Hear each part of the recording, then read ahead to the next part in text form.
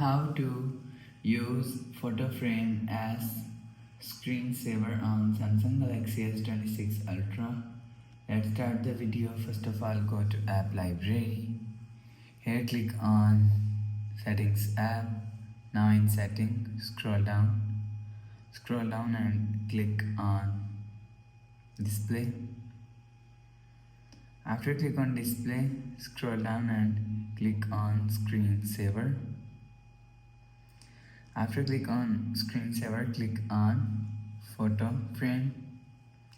After click on photo frame, click on this settings icon and you will see features is showing here. So you will click on camera. After click on camera, go back and click on preview. After click on preview, you will see portrait mode and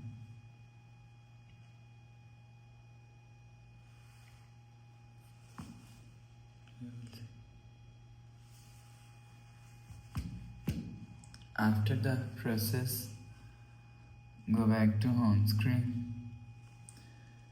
So that's how you can use photo frame as screensaver on Samsung Galaxy S26 Ultra. If you like the video, please subscribe. Thanks for watching.